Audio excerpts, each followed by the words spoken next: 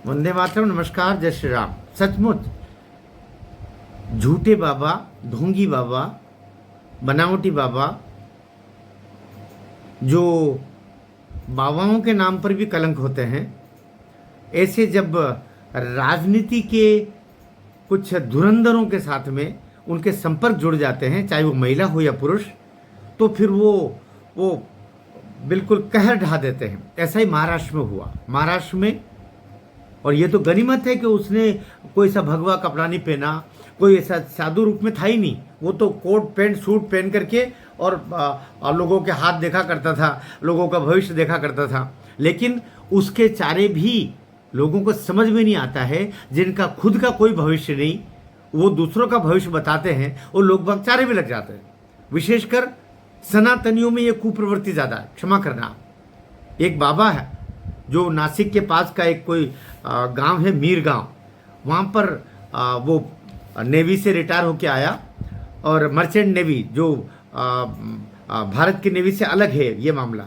ये अंतर्राष्ट्रीय स्तर पर ब्रिटेन, लंदन की खास तौर से है, इसको मर्चेंट नेवी नाम है, अभी भी उसका दिया हुआ है। उस पर 20-22 साल तक उसने काम किया, और उसके बाद में वो गांव में बीच बीच में आता रहता था। तो चूंकि वो लंदन और कई सारे देशों में नेवी के कारण से वो घूमता रहता था, तो वहाँ से उसकी भाषा पर पकड़ हो गई। अच्छा अंग्रेजी बोलता, कुछ अन्य भाषाओं में भी पारंगतता हो गई। हिंदी तो उसको आती थी, मराठी उसको आती थी। तो गांव के लोगों के साथ बैठ बैठ करके और उनके भाग्य बताना, न्यूमरोलॉजी कहते हैं ना, अंक शास्त्र, ज्योतिष शास्त्र में उसने महारत हासिल कर ली। कुछ पढ़ा लिखा भी, कुछ लोगों के संपर्क में भी आया होगा जो इस काम में माहिर रहते हैं। तो वो धीरे धीरे पारंगत होकर के और गांव में वो प्रभावित करने लग गया। बाद में वो 20-21 साल की नौकरी करने के बाद में जब गांव में आया, मीर गांव में, तो वहां पर उसने देखा कि लोग बाग तो उसको बहुत मान रहे हैं, भीड़ जुट रही है उसका, लोगों का अपना भविष्य जानने के लिए। तो उसने ईशानेश्वर मंदिर नाम से एक मंदिर की स्थापना की और एक ट्रस्ट बना के खुद पट्टा उसका चेयरमैन बन गया। और चेयरमैन बनने के बाद में उसकी और ख्याति हो गई, इधर उधर आय होने लगी। और कहते हैं कि अभी तो उसके 100 करोड़ का उसका मंदिर हो गया लगभग। लोग बाग बता रहे हैं कि 100 करोड़ का लगभग उसका मंदिर बना लिया उसने। और इसी दौरान क्या हुआ कि एकनाथ शिंदे जी जब मुख्यमंत्री थे, नवंबर 2022 में वो उसके मंदिर चले गए। उससे पहले वो जून में बताया जा रहा है कि जून 2022 में वे उसके नासिक के उस कार्यालय में भी चले गए, जहां पर वो सब ज्योतिष का काम किया करता था। अब इसके पीछे भी जब उसके गांव में बहुत ख्याति हो गई, तो उसने देखा कि लोग तो मूर्ख बनने को तैयार ही बैठे। तो उसने वहां से फिर अपना नासिक में अपना कार्यालय खोल लिया। फिर वो जो रियल एस्टेट है, कॉलोनियां काटना, इसमें बढ़ गया। तो चारों ओर पैसा ही पैसा होने लग गया। एकनाथ शिंदे कभी आए नासिक में, तो लोगों ने कहा कि एक बाबा यहाँ पर वो सब देखता, नाम क्या है, अशोक खरात नाम है, सूटेड बूटेड पहनता बिल्कुल, है ना। अब मैंने भी पहन रखा था। आप ऐसा वैसा मत सोचो, मैं कोई बाबा नहीं हूँ और न ही मैं ज्योतिष जानता हूँ, और न तो मैं मुझे अपना भविष्य बताया, तो आपका भविष्य क्या बताऊंगा मैं तो। लेकिन हंसी की बात है, या मानेंगे ना, हंसी की बात है कि लोग बाग ऐसे सारे लग रहे हैं उसके। तो वो करता रहा। फिर इसी दौरान एक एनसीपी की नेता रूपाली चाकणकर, वो इसके संपर्क में आ गई। रूपाली चाकणकर बताया जा रहा है, ये एनसीपी की पूना की रहने वाली है, और ये उसके संपर्क में आई। इतनी संपर्क में आई कि वो कहीं भी कुछ बात होती तो वो चूंकि महिला आयोग की अध्यक्ष थी। किसके समय में? ये महिला आयोग की अध्यक्ष थी जब देवेंद्र फडणवीस की सरकार थी, उस समय से इसको कर लिया गया था। फिर बाद में ये कंटिन्यू हो गई। फिर एकनाथ शिंदे जी ने भी इनको कंटिन्यू कर लिया। फिर उसके बाद में 2024 में जब देवेंद्र फडणवीस की सरकार आई, तो इन्होंने भी कंटिन्यू कर लिया। तो वो लगातार बनी रही। ऐसे में ये जो रूपाली चाकणकर जाकर के और इसके संपर्क में आई, तो इसके संपर्क में आने से कुछ भी बात होती थी छोटी मोटी, तो ये बचा लेता था इसका रुतबा। रूपाली चाकणकर महाराष्ट्र महिला आयोग के अध्यक्ष होने के नाते कुछ भी बात होती तो बाबा अशोक खरात उसका उपयोग कर लेता। बाबा का नाम था अशोक खरात, लेकिन अशोक खरात नहीं, अशोक खराब कहना चाहिए इसको, जिसने ऐसा काम किया। तो ये कुछ हुआ क्या कि फिर एक वहाँ का एक नीलेश जाधव करके एक कर्मचारी कोई काम करता था, जो अभी ये मार्च में ही सारा भंडा फूटा है। तो वो नीलेश करके लड़का, उसने एक लड़की को जो परिचित चेहरा होगा उसका कुछ भी, उसने उसको व्हाट्सएप पर उसका गंदा फोटो भेज दिया। तो लड़की ने पहले ध्यान नहीं दिया कि हो सकता किसी ने, आजकल बदमाशियां एआई से होती है, कर दिया होगा, ध्यान नहीं दिया। और लेकिन बाद में वो जब मार्केट में कहीं दिख गई तो वो नीलेश नाम का लड़का जो अशोक खरात के यहाँ काम करता था, वो जाके वीडियो दिखाता है मोबाइल पर, ये तुम्हारा वीडियो भी है। तब वो लड़की घबरा जाती है, घर पे भी बताती है, मामला फिर बढ़ता है। और लेकिन उसको फिर भी आई गई करने की कोशिश करते हैं, मामले को दबाने की कोशिश करते हैं।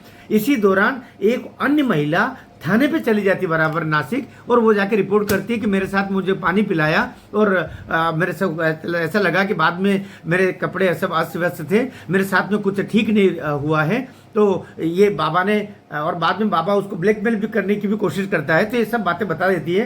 पुलिस के हाथ पांव फूट जाते, क्योंकि एकनाथ शिंदे, मंत्रियों का, बड़े बड़े ताकतवर लोगों का, और सबसे ज्यादा तो ये जो महिला आयोग की, महाराष्ट्र महिला आयोग की अध्यक्ष रूपाली, इनका सब दबदबा तो पुलिस के हाथ पांव। क्योंकि जब एकनाथ शिंदे मुख्यमंत्री जा रहा तो कोई अधिकारी, कोई मंत्री, ये सब भी जाना शुरू हो गए थे, आईजी, डीआईजी, न जाने कौन कौन, तो सभी, सबके हाथ में फूल के। हालत ये थी कि पुलिस वाले अपने केस को सुलझाने के लिए, चोर को केस कब पकड़ में आएगा महाराज जी, ये पता करने के लिए भी उसके पास जाया करते थे। और वो पटरा न जाने कौन सा गणित लगाता और कहता कि तब तक तुम्हारा ये चोर पकड़ में आ जाएगा। और कभी कभी क्या वो कहते हैं ना कि जब 100 झूठ आप बोल रहे थे तो 2-4 तो सच निकल ही जाते, तो कभी कभी उसकी बातें सच भी निकल जाती थी। तो पुलिस वाले भी उसके भगत। अंतोगत्वा ये जो था खरात के यहाँ काम करने वाला नीलेश जादव, इसको पुलिस धर दबोचती है, उसको दबोचती है।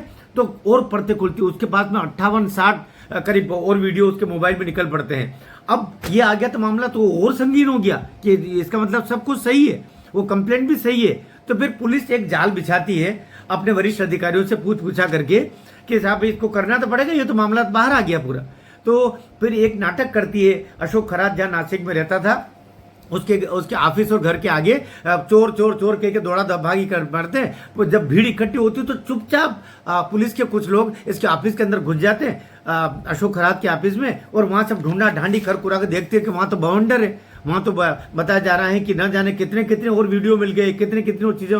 तो फिर उस दिन अभी 18 मार्च 2026 को अशोक खरात को अच्छी खासी पूजा आरती उतारते हुए इसको फिर गिरफ्तार कर लिया जाता है। उसके बाद में अशोक खरात अंदर है, औरतें अपने क्योंकि कई बड़े बड़े रुतबेदार अधिकारियों की, रुतबेदार मंत्रियों की पत्नियां, बेटियां, बहुएं वहां उसके पास जाया करती थी, और उन्हीं के तो वीडियो सब मिल रहे हैं। तो अब हलाकान है, हालात ये है, डर इस बात का है। यद्यपि गनीमत है कि देवेंद्र फडणवीस का इसमें कहीं से कहीं तक कभी नामो निशान नहीं आया, भारतीय जनता पार्टी के भी किसी बड़े नेता का अभी तक नहीं आया। लेकिन एनसीपी कि ये, इसीलिए एनसीपी की ये जो रूपाली चाकणकर है, इसका नाम आते ही अभी तो एसआईटी का गठन कर लिया देवेंद्र फडणवीस ने। एसआईटी अपनी जांच कर रही है, पता कर रही है। रूपाली ने महिला आयोग के अध्यक्ष पद से भी त्यागपत्र दे दिया है, और वो एनसीपी की महिला वीक की प्रदेश की अध्यक्ष थी, उसके पद से भी उसने त्यागपत्र दे दिया।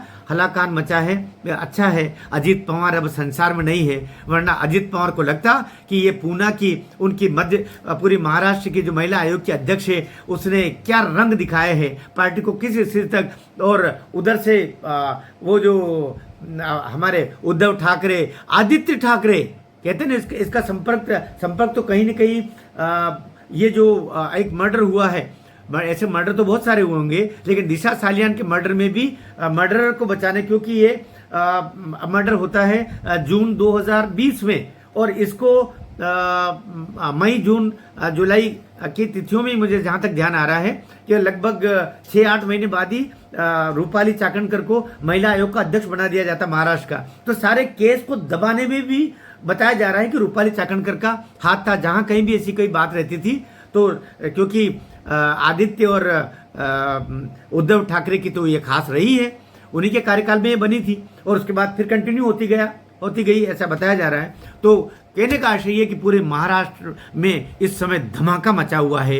एक तथाकथित सूट बूट पहनने वाले टाई बेल्ट लगाने वाले बाबा ने पूरी महाराष्ट्र सरकार को हिला के रख दिया है। ईश्वर न करे इस सरकार पर कोई आंच आए, क्योंकि अच्छी खासी देवेंद्र फडणवीस की सरकार चल रही है, मेरी उससे सहानुभूति है पूरी, लेकिन गलत लोगों को आगे बढ़ाते हैं तो क्या परिणाम निकलता है, क्या दुष्परिणाम निकलता है, ये एकनाथ शिंदे को भी समझना चाहिए, ये तमाम राजनीतिज्ञों को समझना चाहिए कि आपके साथ में फोटो खिंचाने वाले, आपके साथ में जिनके पास में आप जा रहे हो, वो व्यक्ति की पूरे जन्म कुंडली तो निकाल के रख दो, नहीं तो वो आपकी जन्म कुंडली खराब करवा देगा। वीडियो कैसा लगा? अच्छा लगा हो शेयर कीजिएगा, और जिन मातृशक्ति, जिन महिलाओं के वीडियो आपके फेसबुक पर, इंस्टाग्राम पर वायरल हो रहे हैं, उनको आप तो कम से कम और वायरल नहीं करना। ये मैं सारे लोगों से भी, अपने सब्सक्राइबर से भी प्रार्थना करूंगा कि महिलाएं किसी के भी परिवार की हो, वे बड़ी ही देवी तुल्य हम लोग मानते हैं।